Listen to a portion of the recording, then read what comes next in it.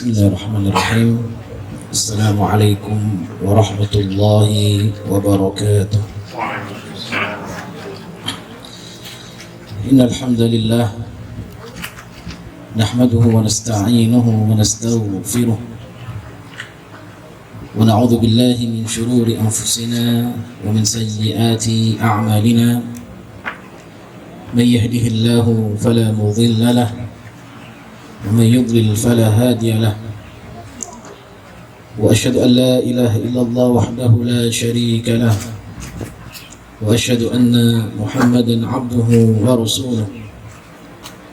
اللهم صل وسلم وبارك على سيدنا وحبيبنا مصطفى محمد صلى الله عليه وسلم وعلى آله وصحبه أجمعين. اللهم لا سهل إلا ما جعلته سهلا وأنت تجعل الحزن إذا شئت سهلا. سهل لنا أمورنا وارحمنا برحمتك يا أرحم الراحمين. Alhamdulillah Rabbil Alamin. Yang pertama, mari kita bersama bersyukur kehadirat Allah Subhanahu wa Ta'ala. Pada siang hari ini kita diizinkan oleh Allah Subhanahu wa Ta'ala untuk berada mujalasah di tempat ini. Kita berharap mudah-mudahan pertemuan ini menjadi pertemuan yang diridhai dan diberkahi oleh Allah Subhanahu wa Ta'ala. Amin ya rabbal alamin. Kemudian salawat dan salam mudah-mudahan senantiasa terlimpah curahkan kepada junjungan besar Rasulullah sallallahu alaihi wasallam yang telah membawa risalah Islam, memberikan petunjuk kepada manusia dari kegelapan jahiliyah menuju cahaya Islam. Mudah-mudahan kita semuanya dipilih yang akan mendapatkan syafaat beliau di hari akhirat kelak. Amin ya rabbal alamin. Alhamdulillah. Yang ketiga kami ucapkan jazakumullahu khairan katsira kepada Ketua Yayasan Ustaz Satria, kepada Mudir Ustaz Mahrijal dan seluruh staf yang telah memberikan kesempatan kepada saya untuk mampir di tempat ini. Saya sering lewat depan situ ya. Kadang mau mampir sungkan. Alhamdulillah saya dipaksa Ustaz Rizal untuk hadir di sini. Dan saya ridha, kecuali kalau saya tidak ridha. Saya ridha, dipaksa tapi saya ridha. Dan saya senang, alhamdulillah, bisa silaturahmi di tempat ini pada siang hari ini. Saya berharap mudah-mudahan tempat ini membawa keberkahan kepada saya dan keluarga, dan membawa keberkahan kepada panjenengan semua dan semua keluarga panjenengan semua. Amin ya rabbal alamin. Seharusnya ada yang lebih berhak berbicara di sini daripada saya, Ustaz Rizal. Namun kalau sudah ditunjuk ini nggak bisa apa-apa. Ustaz Arif, ngisi. Aduh sudah. Ustaz Rizal, sami'na wa ata'na. Nggak bisa ditolak ini. Harga mati, ya. Harga mati. Alhamdulillah.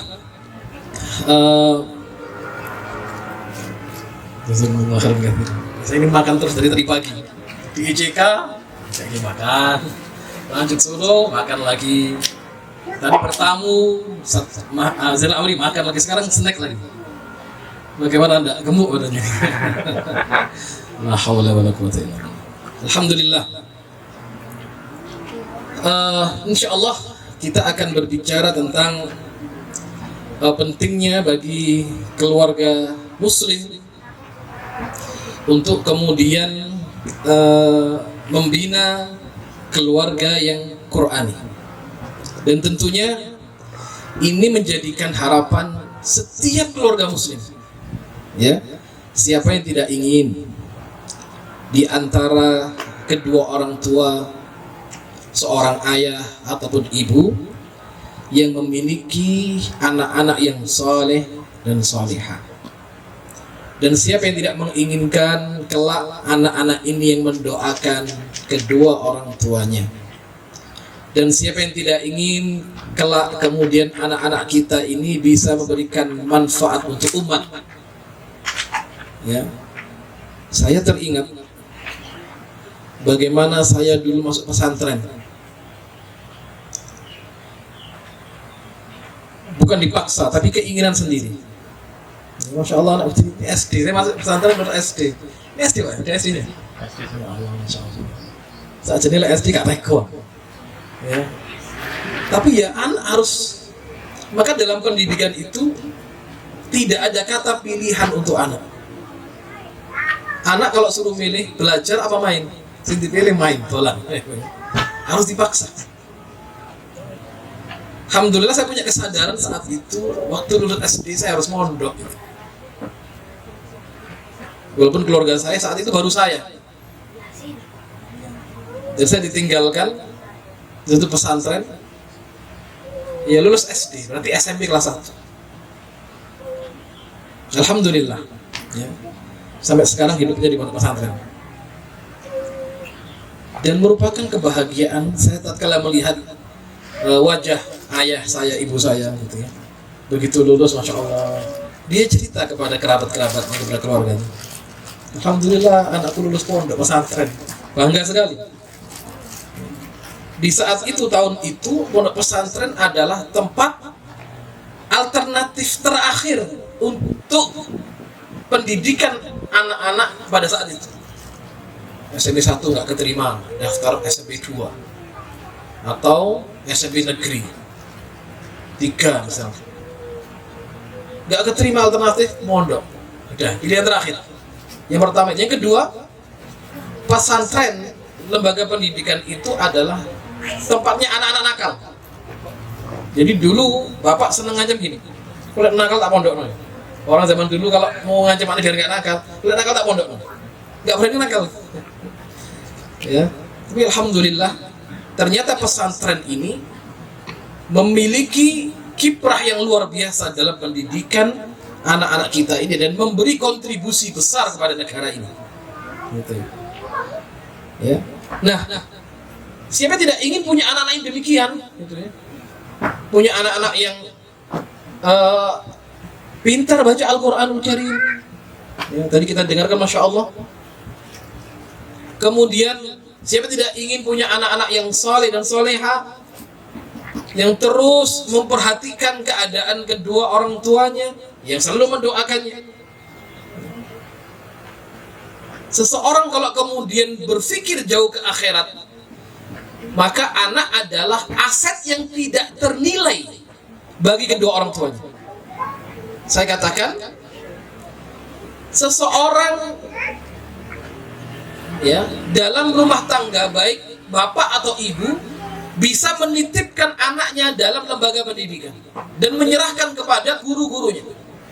Tapi saya katakan, tidak bisa kedua orang tua berlepas diri dari tanggung jawab di hadapan Allah. Misal, saya punya anak, saya titipkan di pondok pesantren. Putra, alhamdulillah di pondok pesantren, putri di pondok pesantren. Kita bisa menitipkan amanah pendidikan kepada guru. Ya. Yang bertanggung jawab gurunya dalam pendidikan. Kita bisa berlepas diri, tapi tanggung jawab di sisi Allah, kita tidak bisa melepaskan diri kita dari tanggung jawab kepada Allah Subhanahu wa Ta'ala. Bisa agak maju biar yang belakang dapat tempat.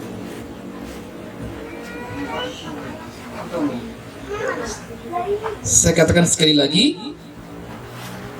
ibu ataupun ayah bisa menitipkan tanggung jawab pendidikan kepada lembaga pendidikan, ya kan?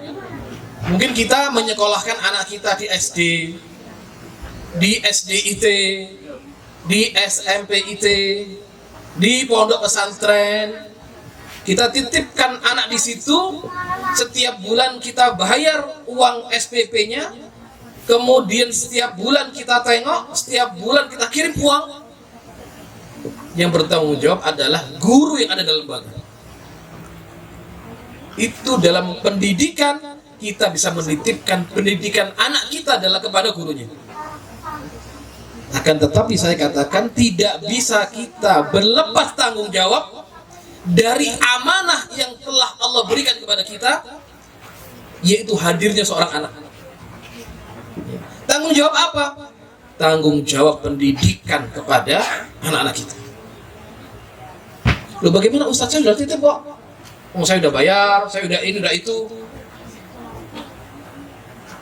Ya sudah, saya serahkan kepada gurunya. Tidak demikian. Ya. Bagaimana harus ada kolaborasi, kerjasama antara guru dan wali murid. Tidak lantas kemudian, Ustaz, saya titip anak, pasrah kepada panjenengan itu. Sudah saya antarkan anak ini sekarang, saya akan jemput kalau dia lulus. La haula wala quwwata illa billah. Nengok anaknya aja gak pernah. Ya. Ataupun bertanya, Ustaz, bagaimana keadaan anak saya? Sudah dapat hafalan berapa Al-Qur'annya? Sudah berapa hadis, hafalan hadisnya? Apakah anak saya termasuk anak yang taat atau melanggar, Ustaz? Tanyakan itu. Sebagai bentuk apa? Tanggung jawab kita kepada Allah Subhanahu wa taala.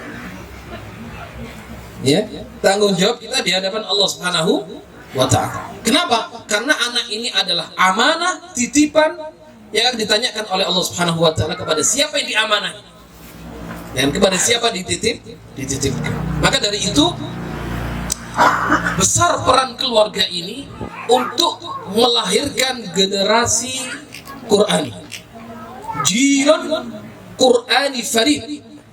Kalau mau yang berbicara adalah Sayyid Qutb rahimahullah, bagaimana lembaga pendidikan kemudian pesantren ini melahirkan generasi Qur'ani, ya, yang unik, yang asing, yang hebat, generasi Qur'ani Rabbani.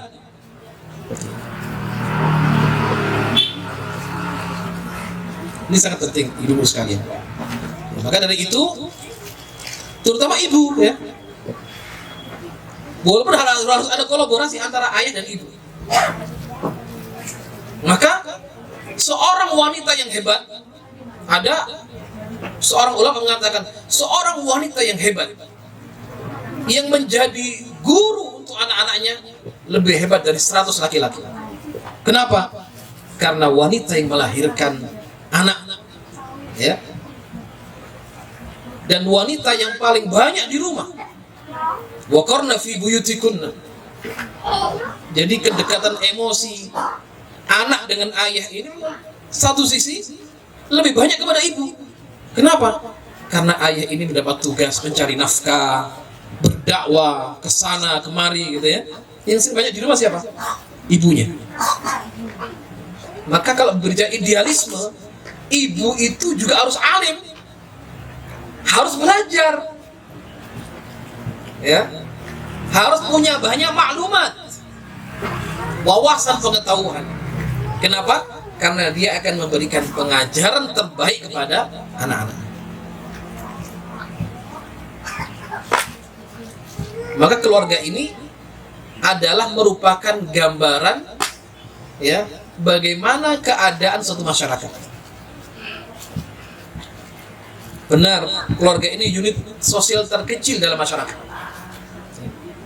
Kalau keluarga terbina dengan baik, setiap rumah terbina dengan baik, setiap rumah ada anaknya yang datang ke TPA, setiap rumah ada hafidnya, maka insya Allah masyarakat itu akan menjadi masyarakat yang baik. Kalau apa? Kalau keluarga memahami visi dan misi di dalam membentuk keluarga yang melahirkan generasi Quran.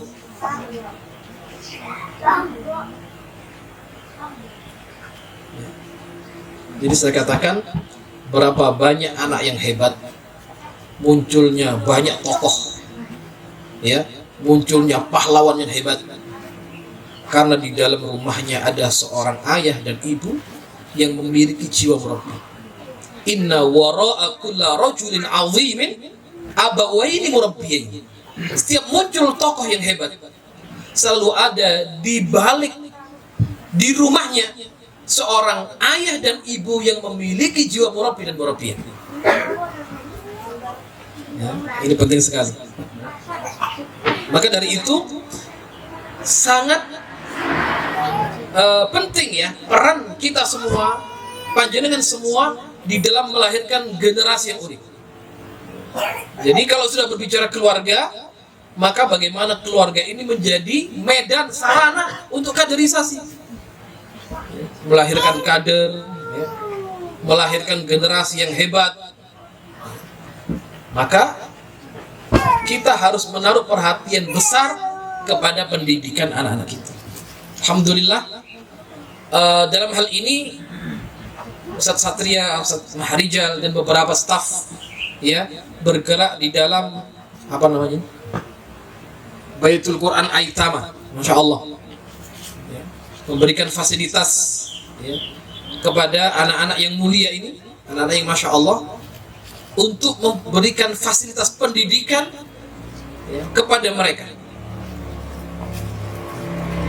Jadi harapannya, Masya Allah, jadi beliau ini membagi waktu, amanahnya banyak sekali gitu ya.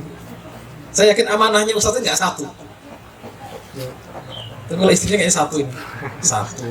Mutazawwij belum, Mas Satria satu, Ustaz Rizal satu, berahli tauhid semua, bertauhid, minal muwahhidin. Tapi amanah lembaga pendidikan jangan ditanya ini satu-satu. Bukan hanya di sini, saya yakin itu. Ustaz Satria ngurusi ICK, ngurusi sana kemari, Ustaz Rizal ya, modar madir ke sana kemari, ke Tawangmangu, ke Karanganyar, ke Pakel, Masya Allah, masih sempat harus ya mendapatkan amanah untuk mengurusi anak kita semua. Apa yang diharapkan? Barokah. Itu aja sebenarnya ya. Itu makna daripada apa? Mengkafil anak yatim itu apa kata Rasulullah? Ana wa kafilul yatim hakada.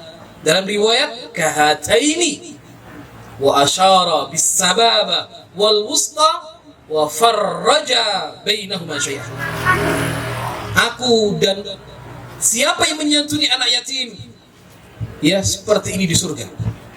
Beliau isyaratkan jari telunjuk, jari tengah, wa farraja, dan merenggangkannya. Berarti apa? Alangkah dekatnya kedudukan seseorang yang perhatian kepada pendidikan anak-anak kita. Jadi ini program tidak main-main gitu ya.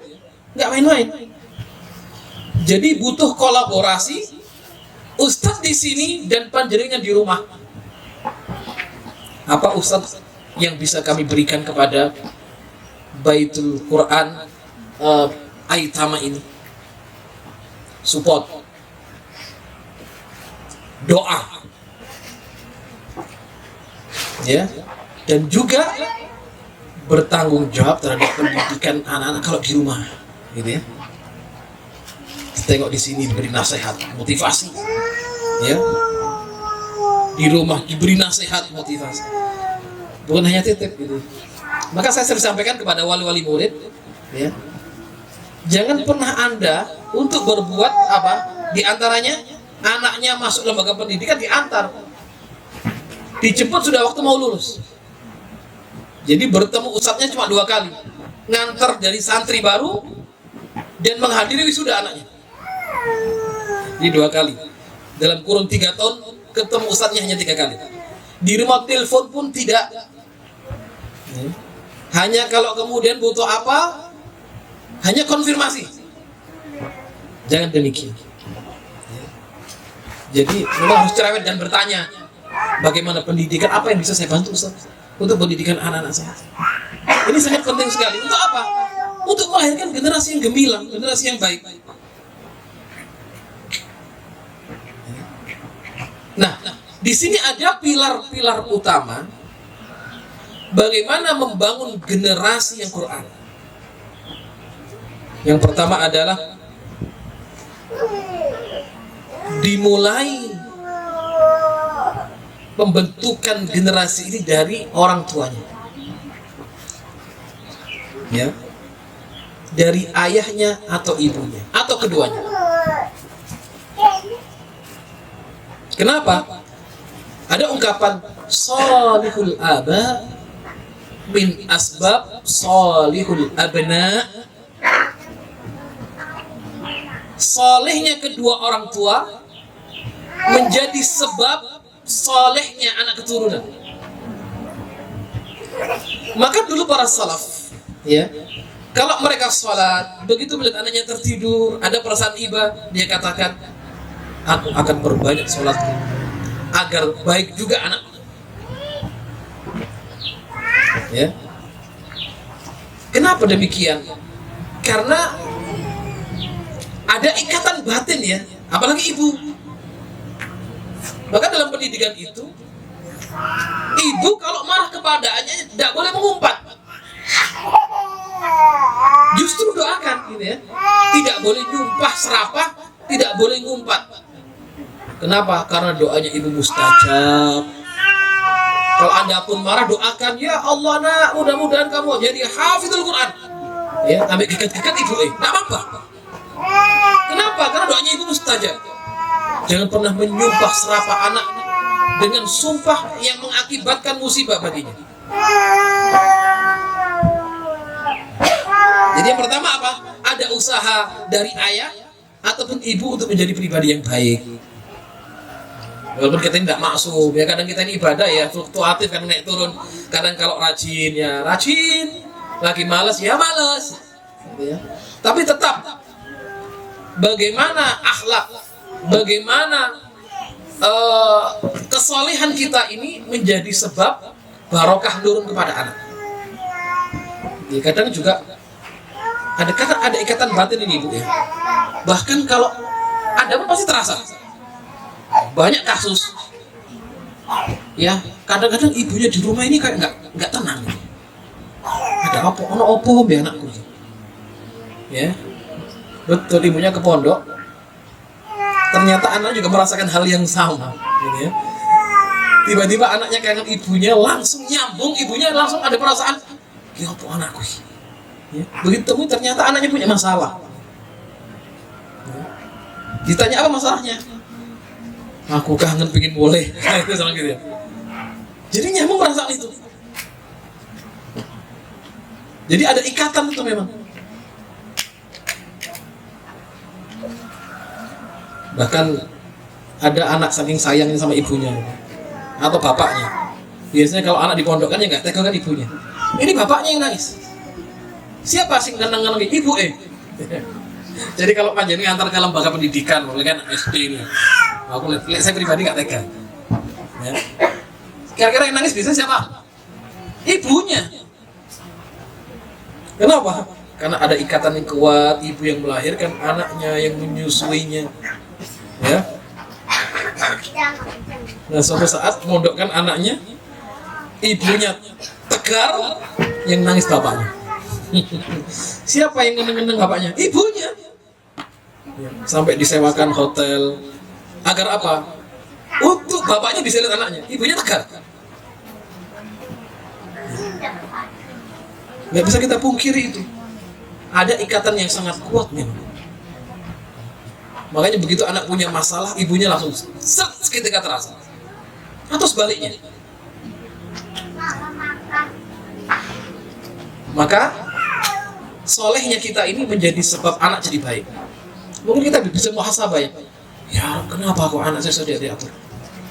Wah, aku tiba-tiba bapak ingin untuk berkeliling gitu, ya. Bisa jadi gitu, ya. Atau kenapa ibunya muhasabah? Apa aku kira tahun bungo, gitu, ya? Apa mungkin ibadah saya kurang? Itu menjadi bahan muhasabah. Kalau berbicara idealisme, sejatinya laki-laki ini untuk mencari bibit yang bagus sebelum dia menikah. Belum menikah, ya. Kalau sudah menikah ya itu dirawat saja gitu, jangan cari lagi. Ya. Juga sebaliknya, cari pribadi yang hebat, ya, suami yang hebat, anak yang hebat, istri yang hebat, dia akan melahirkan anak yang hebat. Ada pertanyaan, lu Ustaz, kadang ini ada orang tuanya Masya Allah, bapaknya Nabi, tapi anaknya kok kafir. Ini semuanya ujian dari Allah. Ujian itu ada yang baik, ada yang buruk.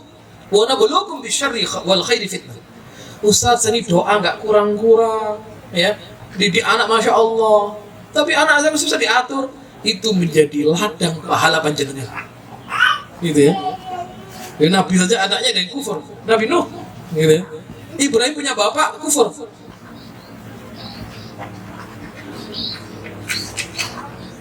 Husnudzonnya kepada Allah, dia menjadi ladang kita orang tua untuk semakin banyak, ya, mendapatkan pahala atas kesabaran kita mendidik anak-anak kita.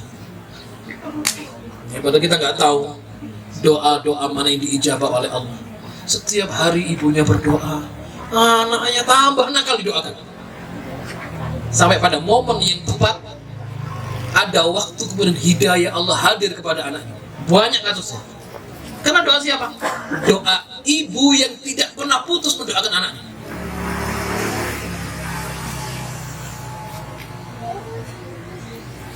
Ya. Jadi anaknya nakal didoakan. Anaknya soleh Masya Allah didoakan. Doanya ketemu di langit. Ya, di hadapan Allah Subhanahu wa taala dan diijabah oleh Allah Subhanahu wa taala. Jadi yang pertama, untuk membangun generasi yang Qur'ani, bagaimana dimulai dari orang tuanya. Ya, kita sama-sama. Ya, saya berbicara dari bukan saya yang terbaik lah, lastu bi khairikum. Tapi kalau ini masih belajar. Masih belajar, juga masih belajar membina, mendidik anak-anak semampunya. Itu yang pertama. Jadi panjenengan kita semua punya tanggung jawab pendidikan, walaupun tidak secara langsung. Karena anak mungkin kita titipkan, ya pendidikan tidak secara langsung. Paling bisa mensupport wali, bertanya tentang bagaimana perkembangan anaknya, tanya tahfidnya, tanya hafalan hadisnya, bagaimana perkembangannya anak saya Ustaz, anak ibu nggak kerasan, apa sebabnya, tanyakan detail, ya, sehingga kemudian kita selaku orang tua mengetahui masalah yang harus diselesaikan. Yang pertama. Yang kedua, untuk membangun generasi yang Qur'ani, ya, dia butuh kepada ilmu, dia butuh kepada pengetahuan. Jadi harus ada dasarnya. Bagaimana caranya Ustaz? Dengan melihat bagaimana dulu para salaf mendidik anak-anaknya. Gitu. Harus punya seni dalam mendidik. Ya memang harus belajar. Harus ngangsu kawar. Paling tidak menjadi penyayang untuk anak-anaknya. Kalau kita lihat Masya Allah, betapa Rasul sangat penyayang kepada anak kecil, ya, sangat perhatian kepada pendidikan anak-anak beliau. Bagaimana para salaf sangat perhatian kepada pendidikan anak-anak mereka. Jadi ilmu ini penting. Jadi kita harus juga ngaji gitu ya. Anak kita ngaji, kita harus ngaji. Masya Allah, anak hafalan Ustaz. Ya ibu mencoba untuk belajar baca Quran, atau membaca Al-Quran, atau kalau sudah bisa baca, mencoba untuk menghafal. Jadi jangan sampai pahala diambil oleh Satria, Satrizal, Satpurwo, pahalanya banyak ini. Ngajar apa? Ngajar Al-Fatihah, tafsir. Gitu ya. Ibunya ngajar Al-Fatihah aja nggak pernah. Yang mana pahalanya di ustadz ini. Ya kan? Apa kata Rasulullah? Man qara'a harfan min kitabillahi falahu hasanah.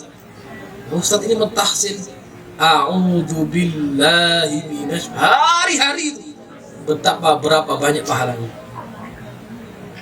Yang mana juga ibu punya peran untuk lebih lebih banyak pahala dari gurunya. Kalau dia bisa mengajari anaknya. Kan minimal baca Fatihah ini kan wajib dalam sholat. Bagaimana anakku ini pintar baca Al-Fatihah? Karena dia wajib dibaca dalam sholat. Anda punya peran di situ. Apa? Mau tidur, do menang-menangan. Bapaknya ke HP, ibunya ke HP. Ya turun sak kasur. Ya menang-menangan. Akhirnya tertidur karena ngantuk dan HP-nya terjatuh dari tangan. Ini sekarang akhir zaman gitu, unik sekali. Ya. Kadang juga memang dilematis. Kalau ada anak sekolah di sekolah Islam dari pagi, masya Allah dididik Quran sampai siang, pulang kemudian apa? Bergaul dengan teman-temannya. Jadi kemudian masuk hal-hal baru. Ya. Lewat siapa? Lewat kawan-kawannya kadang. Hal-hal yang baru kalau baik sih alhamdulillah ya, karena banyak nggak baik gitu ya, nggak tahu dari mana ya. Anak saya yang kecil Sulaiman kadang juga lucu, dapat kosakata yang bagi saya kurang bagus lah untuk anak itu dari kakak itu, wow dolan-dolan itu ya. Itulah memang masyarakat kita gitu. Apalagi dengan media sosial sekarang, apapun gampang dan sangat mudah diakses. Terus mending anak itu dolan ya, apa ya, golek peluk nang sawat di HP-an saya itu. Ya.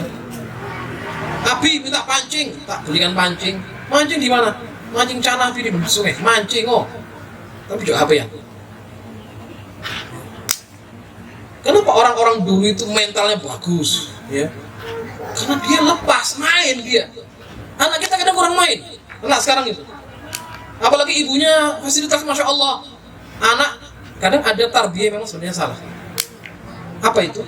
Simpen anak gak nangis, sekolah HP, selesai masalah. Yo antum tenan anak itu sekarang. Dia bisa mungkin 5 jam gak nangis gara-gara lihat TikTok. Atau lihat tayangan-tayangan yang baginya menyenangkan gitu. Memang gak nangis betul. Ya, satu sisi enak gak ngomong, gak rewel. Tapi dampak negatifnya sepanjang hidup anak, sepanjang hayat. Anak sekarang kurang main. Tapi belikan suatu bola, bal-balan di lapangan. Seperti juga HP ya. Malah gitu. Dulu kan orang tua kita masya Allah. Anak zaman saya ya, Ustadz Rizal siapa itu? Dulu mainnya sobo sawah, sobo kali. Udan-udan di Jarno. Oh udan-udan gak apa-apa. Sekarang kena hujan-hujan, hujan-hujan nih, mau masuk angin.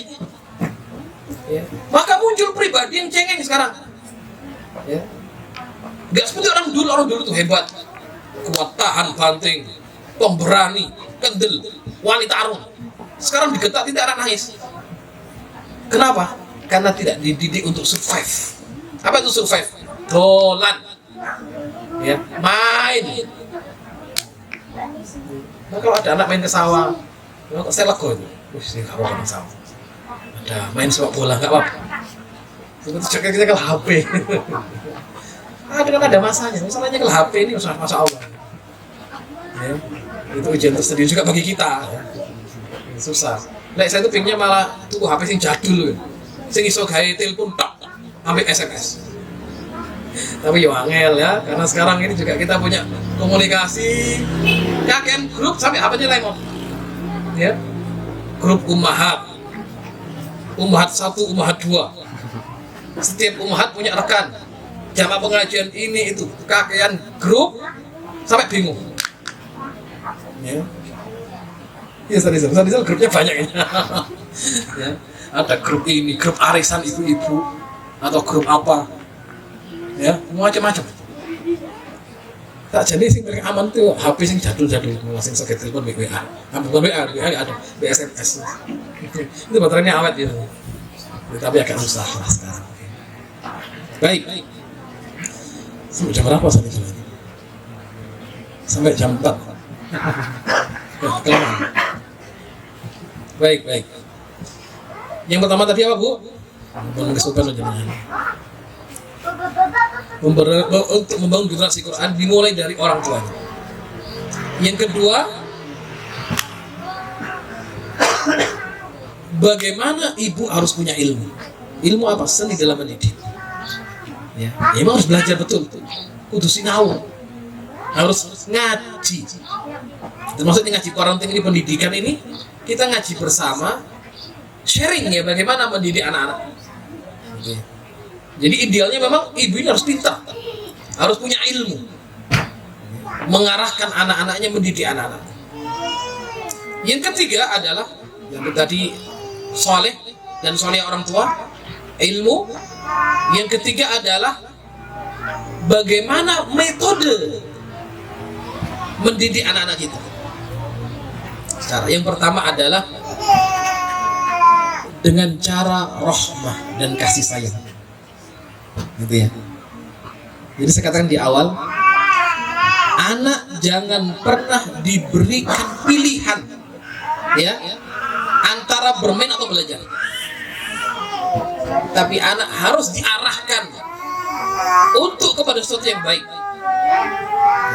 Memang sekali harus dipaksa. Ya, kadang sampai ada mungkin ibu kok tekom ya anak gak boleh main. Boleh, tapi ada waktu bermain, ada waktu belajar. Gitu ya.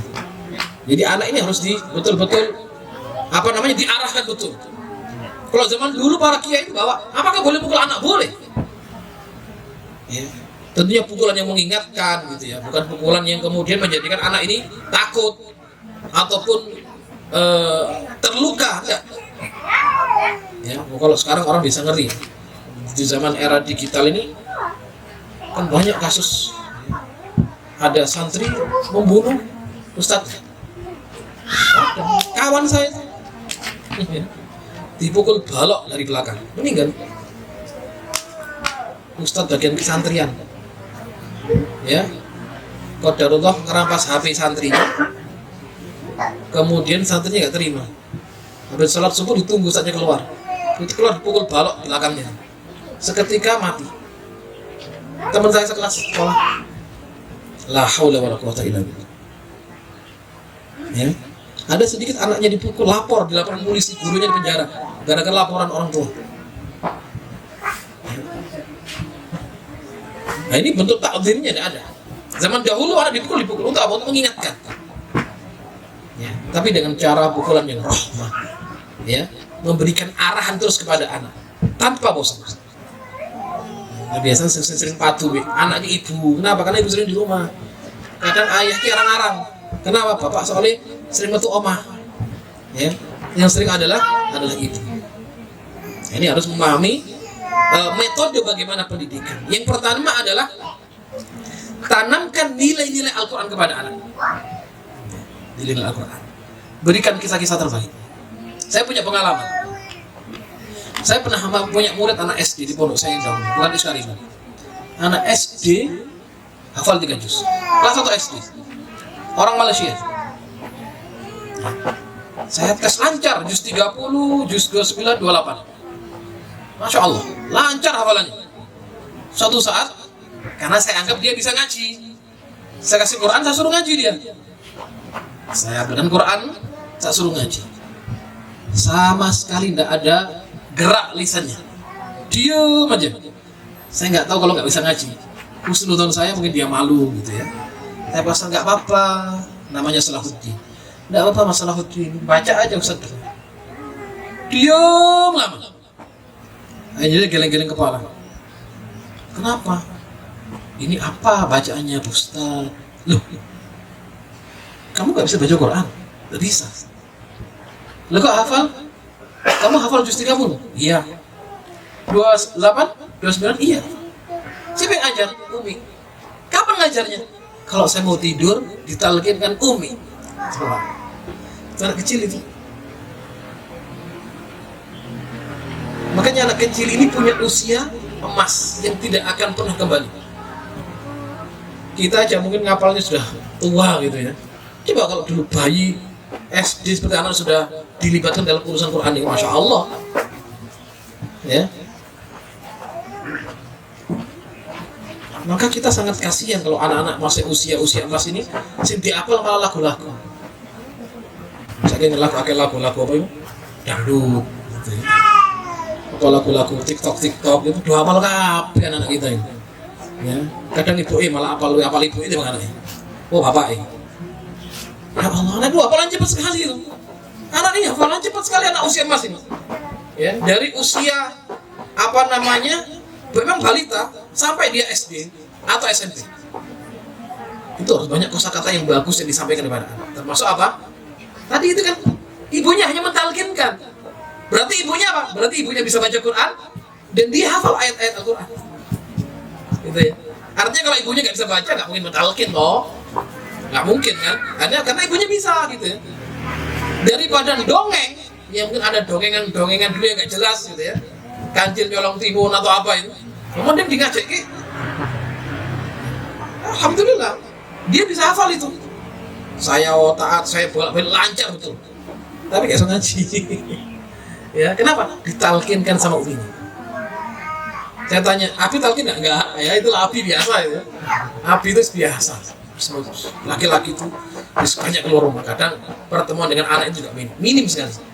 Tapi tetap Islam memberikan ajaran bagaimana peran ayahnya dalam pendidikan. Memang peran bapak nggak banyak. Ya. Tapi ada momen-momen tertentu. Dia adalah momen berharga antara ayah dan anaknya. Ya, boleh jadi tatkala kita jemput anak kita pulang sekolah naik motor kan hanya berdua, bapak sama anak. Beri nasihat. Itu momen sebenarnya. Tatkala kita berjalan berdua, itu ada metode dan caranya. Ya, bagaimana dulu Nabi kan kepada Abdullah bin Abbas, ya ghulam inni u'allimuka kalimatin. Dalam momen-momen memang berdua, menyendiri, berboncengan dengan Nabi. Kalau ibu kan harian, masya Allah, ibu itu menghadapi kumbaan, isa, pendidikan anak, masih ngurus suaminya. Wah kan ibu-ibu ini, ya, amanahnya terlalu berat.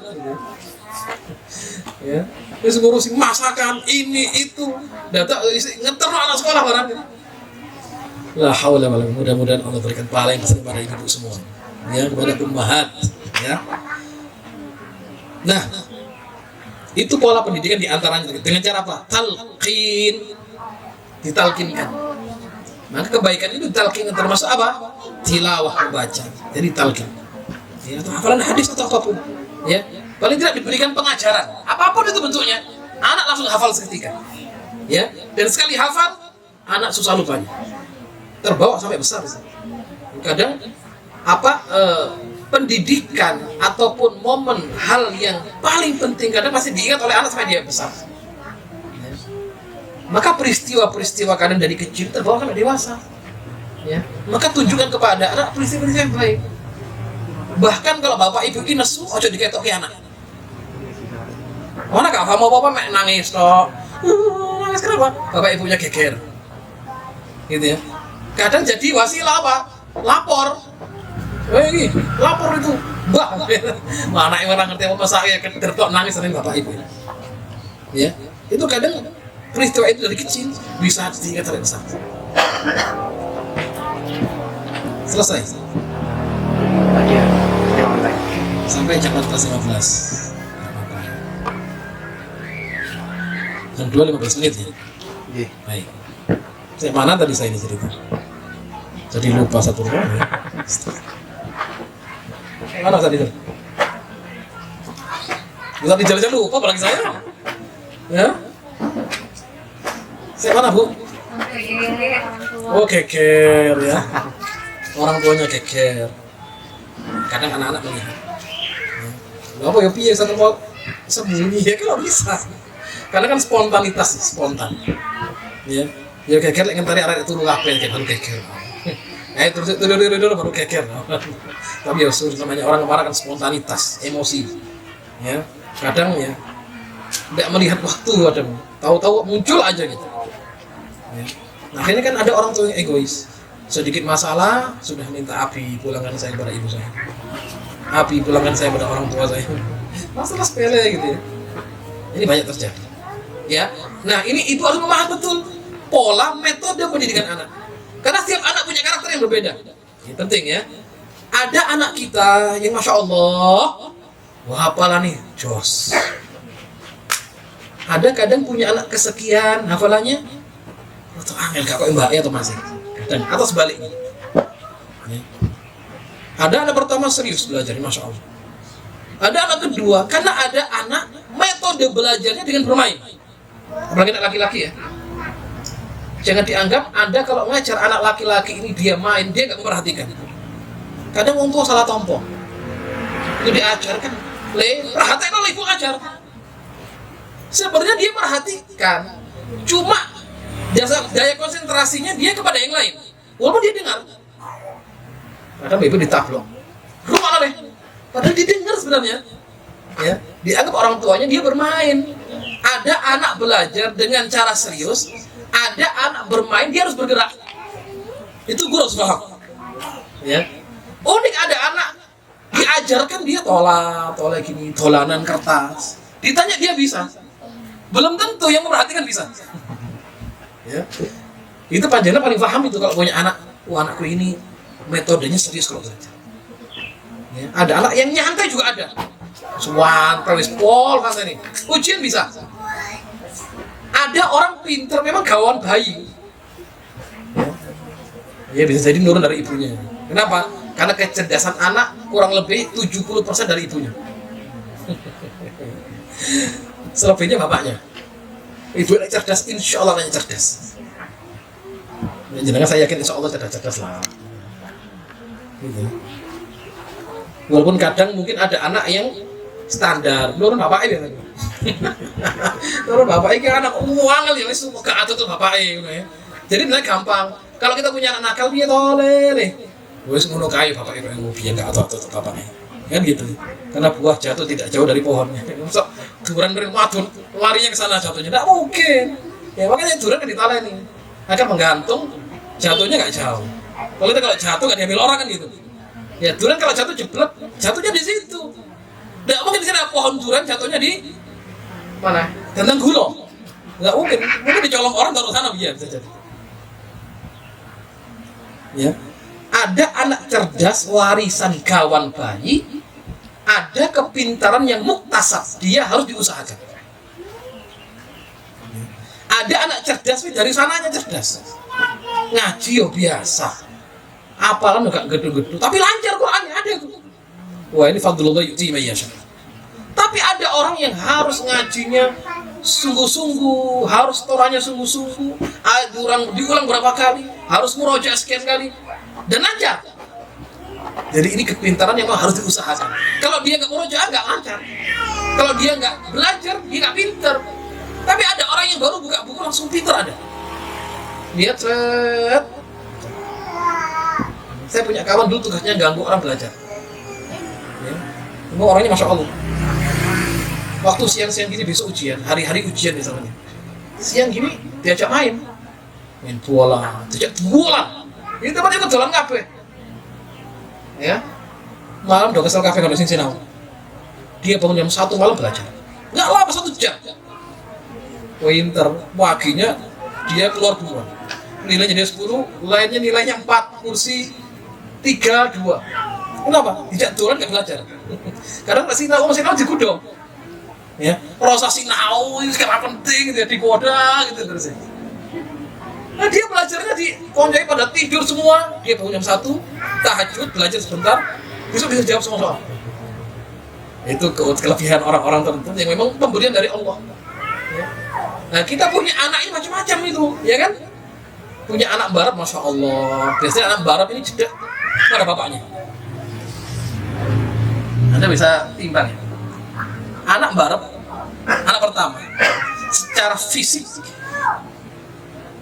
tentu wajah, nggak tahu. Zidane kayak bapaknya, wah ibu, ya, kayak bapaknya. Anak pertama, secara fisik, mental, ya, kemudian karakter, insya Allah nggak jauh dari bapaknya. Anak barat itu, saya nggak tahu. Anak penjenengan, anak ukur sendiri lah pokoknya. Ya. Anak antar di barat kayak siapa di jali itu? Karakternya kayak antar mesti. Terus buatan bu, ibunya ketawa loh ya. Terus buatan ayo. Iya nih. Saya punya anak barat, karakternya, fisiknya kayak bapaknya. Wah, Triana anak barat itu pasti kayak jenengan. Ya enggak. Ya enggak tahu, yang tahu ya istrinya biasanya paling paham. Ya. Itu kebanyakan. Kenapa sih bapaknya? Jadi anak pertama itu identik anak yang memang karena dia anak lahir pertama, anak yang sangat diharapkan hebat oleh bapaknya. Soalnya berharap loh bos, gitu ya. Orang berharap anak pertama itu. Mohon maaf, biasanya anak yang rotok sengsara anak nomor 2. Itu ketawa aja itu. Ayo, jadi punya anak berapa? Biasanya anak kedua ini kebanyakan rezekinya bapaknya pas-pasan. Iya enggak, ayo ya. Anak pertama ini biasanya masya Allah rezekinya pas lapang, ya. Begitu anak kedua, ketiga, satu biasanya rezekinya bapaknya pas seret atau pas-pasan. Atau kadang anak ini nggak diharapkan kehadirannya kan. Anak nomor loro, nomor telu. Coba, ya. Kira-kira anak pertama dan kedua lebih teropeni mana masa bayinya daripada anak kedua? Anak pertama. Ya, koyo bapake wis kopen temenan wis. Apa njaluk apa dikasih. Anak kedua kadang rodok sengsara diri timanya pertama. Bukan poin, bahasanya bukan sengsara lah, ya apa ya? Rodok gak kepomo seperti yang pertama.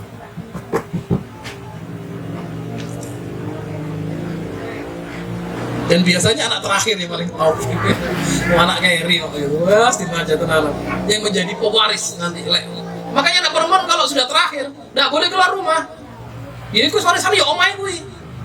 Kenapa? Karena dia akan ngurus ibunya atau ayah bapaknya. Nek wong lanang berat, kenapa? Nggak akan bisa ngurus itu. Kenapa ya? Karena nggak sehebat wanita memang kesabarannya dalam ngopeni orang tua, ngopeni anak.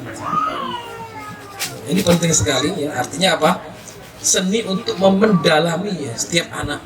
Artinya tidak ada anak yang tidak baik, tidak ada anak yang memang nakal. Tapi dia butuh untuk dilatih sebenarnya. Justru anak nakal itu ada bagusnya juga. Ya. Berarti dia sehat tangannya. Wah anak kok jempalitan mulai malah. Itu saya mungkin nggak bingung. Anda kalau bingung malah kalau pendiam, meneng terus, raisong guyu, raisong guyon, itu malah masalah lagi anak yang bohong. Ya, tapi kalau anak ini lincah banyak karat tandanya dia sehat. Ya, dia cerdas. Maka tidak ada istilahnya apa anak yang gagal itu tidak ada istilahnya anak gagal, anak bodoh. Jawa Timur dikasih goblok, kurang ini. Ya. Tinggal kita mengetahui pola pendidikan anak-anak kita, karena setiap anak punya kemampuan yang berbeda-beda. Ya, dalam menalar, menghafal, nalar pelajaran, menghafal, punya setiap anak berbeda-beda. Dan setiap anak punya keahlian yang berbeda. Anda akan dapat, kalau Anda punya anak sekian, Anda akan dapat satu. Masya Allah, dia condongnya pada agama. Ya. Nomor 2 ini Masya Allah, dia pondok tahfidz, hafal Quran. Dia punya kelebihan pintar melukis, gitu ya. Beda-beda. Ya, setiap anak itu. Nah ini ibu terutama harus bisa memahami seni ya dalam mendidik anak-anaknya. Ya. Loh, terus keempat. Yang terakhir sebenarnya banyak sekali. Saya pilih sampai jam 4:30 sebenarnya. Cuma nanti sore ada tamu juga, jadi pasti nanti kelamaan di sini. Ya, pengen segera pulang. Ya. Yang terakhir adalah penting, ini saya katakan di awal tadi, sinergi ya antara panjenengan wali murid dan guru ustaz. Ini nggak ustazahnya ya, ada ustazahnya Masya Allah, antara panjenengan dan ustazah atau ustaz. Bagaimana bersinerginya, berkolaborasi dalam pendidikan. Berarti Anda tidak 100% titip ustaz, udah selesai masalah, bukan ya. Anda harus bertanggung jawab juga, telepon bertanya tentang perkembangan anak saya. Maka dari pihak yayasan memfasilitasi ya ada komunikasi dengan wali. ya, tentang perkembangan anak-anaknya. Nah, ini penting. Untuk apa?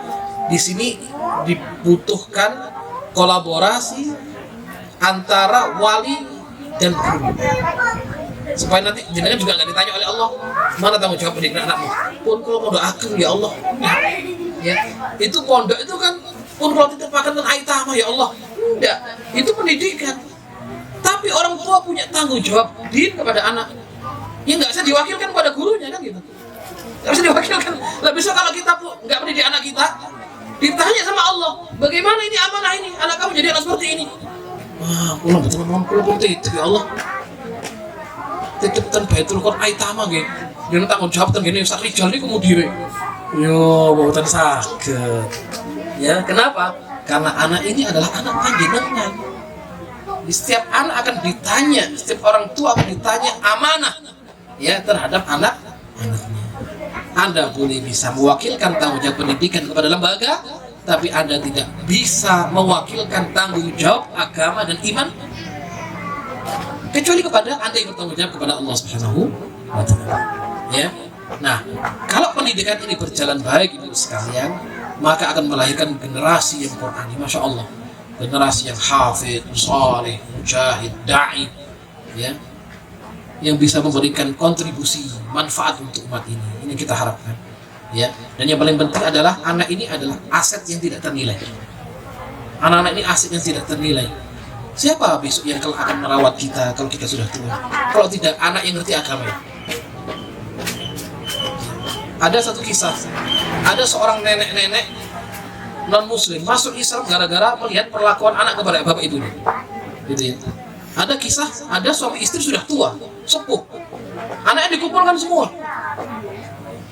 Tiba-tiba anaknya membahas kematian bapak ibunya padahal belum mati. Dikatakan nanti kalau bapak ibu mati, saya tidak ngeluarin uang, ya, karena terlalu mahal biayanya. Karena kakaknya tidak mau, adiknya iri, saya juga nggak mau. Semua anaknya tidak mau mengeluarkan uang dan ngurus jenazahnya, padahal bapaknya masih hidup. Sedih ini orang tua ini.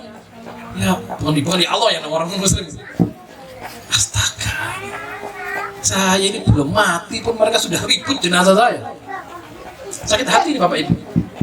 Kodallah dia punya tetangga muslim, curhatlah kepada seorang laki-laki. Nah, saya ini bukan orang Islam.